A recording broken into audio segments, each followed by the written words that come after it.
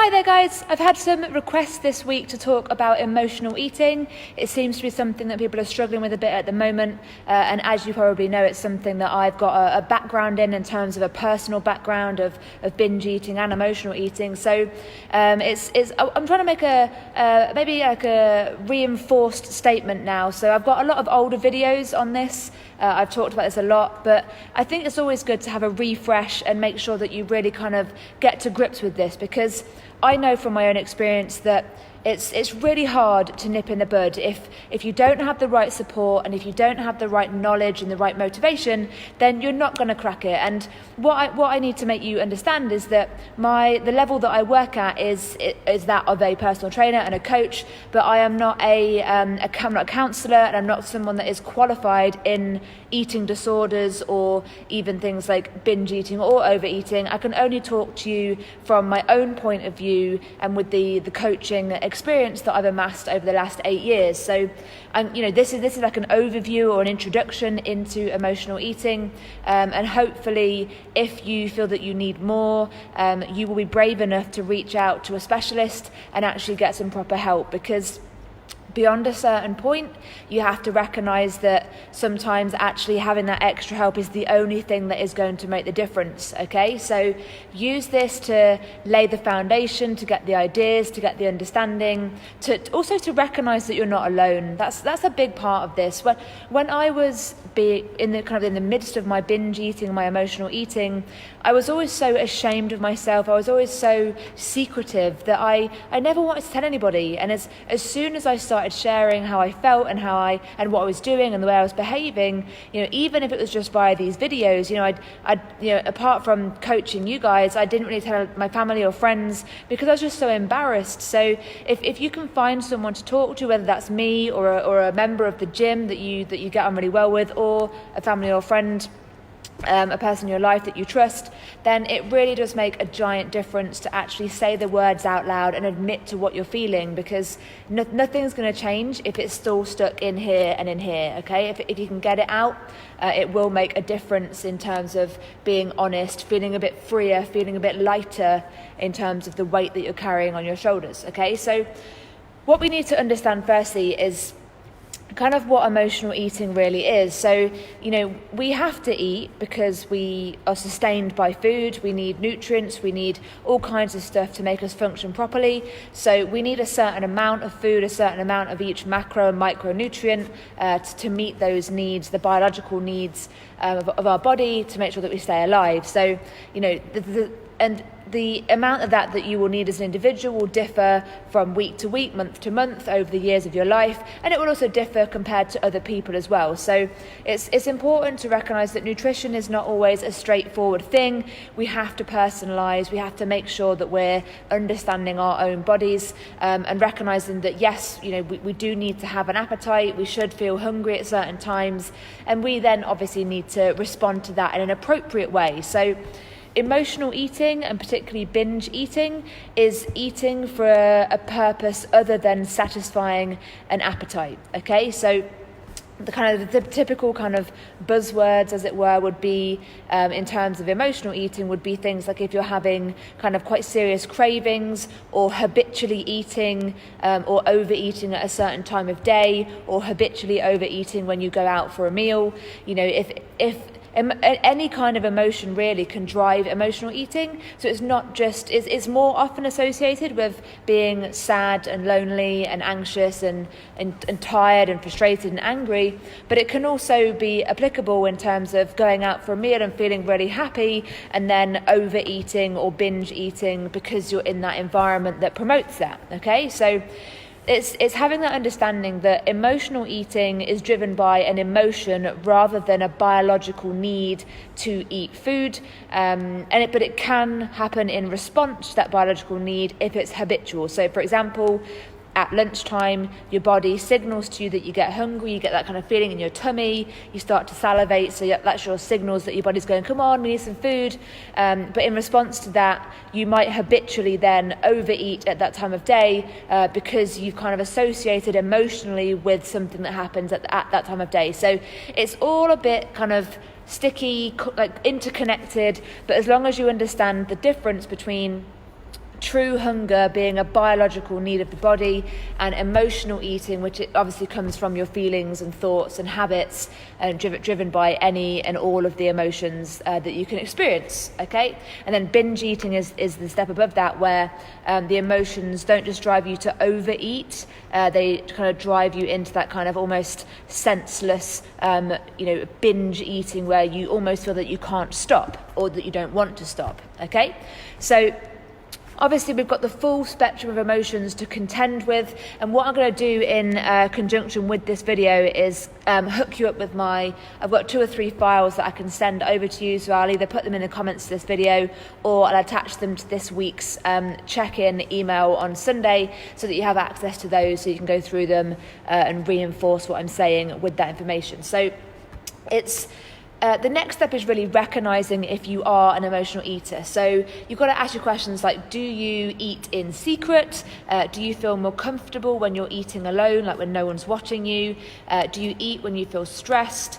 Do you carry on eating when you're not hungry or when you feel really full? Do you use food to make yourself feel better? Do you treat yourself with food, or do you see like food as like a comfort or a stress relief or a reward? So it's recognizing that those kind of questions, and if they bring up the kind of emotional feelings, or if they bring up the answer of yes I do, yes I do, yes I do, yes I do, then you are potentially one of those people that could consider yourself to be an emotional eater. And this is not a diagnosis, it's not a title, it's nothing to worry about. It's just something that we need to get under control, so that you can start working on the results that you want in your lifestyle, which obviously kind of you're here for your health and your well-being. So overeating and binge eating are not going to fit into that kind of healthy and mindful way of life that we're aiming for, okay? So when it comes to actually managing to control yourself around emotional eating, and this depends on a lot of factors really. It depends on how long you've been doing it for, how strong the emotions are, and lots of other things involved, how available the food is and how ingrained your habits are.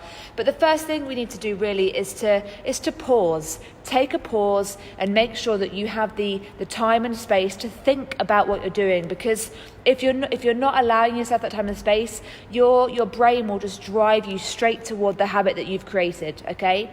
Just because something that you're doing isn't good for you doesn't mean that your brain won't drive you to it, okay? When you create habits, when you create kind of patterns of behavior, as long as they're not killing you, your brain, because it's always seeking out comfort and happiness, will drive you toward that, particularly, and obviously in the case of food, where you're getting that kind of endorphin rush, the sugar and the fat and everything involved in that makes your brain light up like a Christmas tree. So we've got to make sure that we're allowing ourselves the time and space to think about it, and it won't always feel that you have this kind of time. You won't even always want to give yourself that time, particularly if you really quite enjoy the feeling in the moment of having that food. And realistically, and anyone that's ever eaten a lot of junk food or a lot of high sugar food, it feels great at the time. It always tastes amazing, and you have this kind of temporary high, like where you feel all woo, really, really good, and then about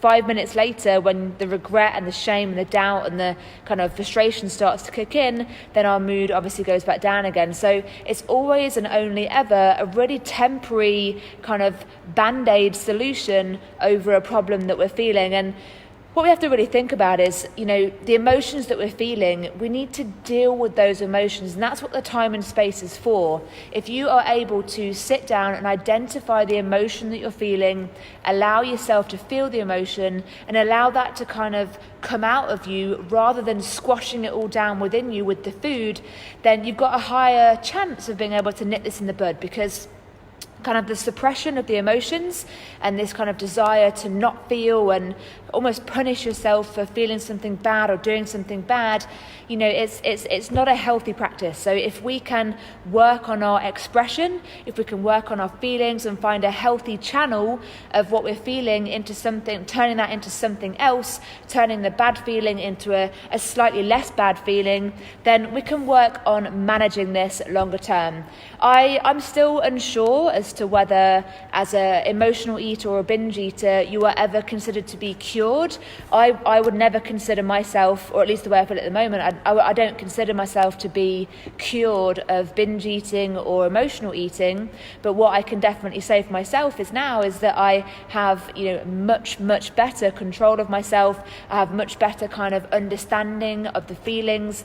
I allow myself to feel, I allow myself to explore my feelings and map them out, and I give myself the opportunity to turn those feelings around into something else other than binge eating, okay? So I can't say that 100% of the time that I'm successful, I don't binge anymore, but I do occasionally have the kind of overeating where I look back and go, okay, that was too much.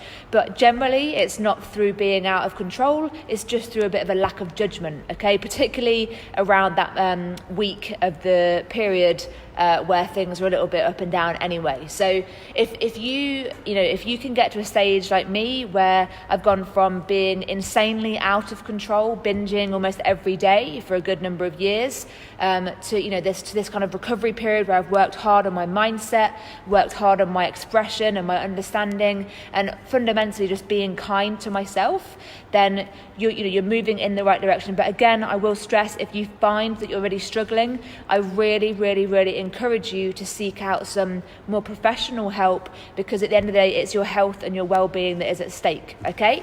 So in terms of kind of distraction techniques or turnarounds, the things that I've found to be the most effective in terms of turning my kind of emotion, my negative emotion that would originally have driven me toward the food, in terms of trying to turn that around into something that's slightly more positive, there's two really powerful things: music and exercise, okay? So it's been proven, it's been studied, to physically change your state, which is what you need to do when you feel bad. We need to change the physiological and biological kind of mishmash that's going on in the body. We need to change that around and get the kind of better hormones and everything pumping around to kind of flood our body with the better stuff rather than the bad stuff, okay? So if you choose to, you can drown yourself in negative emotions, and that will flood your body and your mindset, and you will find it really hard to make the positive choice off the back of that.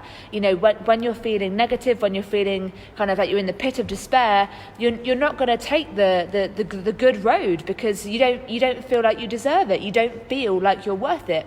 Whereas if you can find a way to flip your emotions around, if you can kind of identify them, allow yourself to feel, so we're not just ignoring them, we're allowing those feelings to happen, kind of giving them some recognition, but not allowing them to saturate us, not allowing them to take over, then we can turn them around and channel them into something else. So it's something as simple as doing 10 press-ups or 10 burpees or 10 squats, or going out for a walk in the sunshine, or doing anything. Listen to your favorite music, dancing around the kitchen. Do something quite kind of energetic to change, because if you don't, you will drown in those emotions, and if you drown in those emotions, you are almost 100% more likely to take the path that you don't want to take. Okay, so I'm going to leave it there for today. I hope I've covered the basics and given you some kind of useful strategies to kind of move yourself on and help you to, drag yourself out and actually apply some of this to your life. It's not just about doing these things when you feel the drive to eat emotionally. Whenever you feel bad, get into the habit of getting your diary out, write down, what do I feel? If you can identify why you feel it, that would be great too, but we don't always know. And then write down the kind of what is driving you towards, basically. What is that emotion making you want to do? And then sit down and say, okay, what am I going to choose to do instead? Am I going to go down that road where I emotionally eat, I binge eat, and then feel guilty and ashamed and rubbish and, worthless? Or am I going to choose to turn it around, choose to take control of the situation and move myself on, making myself stronger, shoring up your defenses against this happening in the future? Every time that you eat emotionally, every time that you binge eat, you are making that pathway stronger, okay? We develop these pathways through repetition, creating these habits so that they feel quite automatic, like we're training ourselves to do that. So what we need to do is to weaken this pathway and strengthen the pathway that leads us in the right direction, okay? So that is all for today. Please post any comments down below or get in touch with me via email or text or whatever, and I will link you up with those files either in the comments or in this week's weekly check-in email. All right, thank you for your time, and I'll catch you soon on the next live video.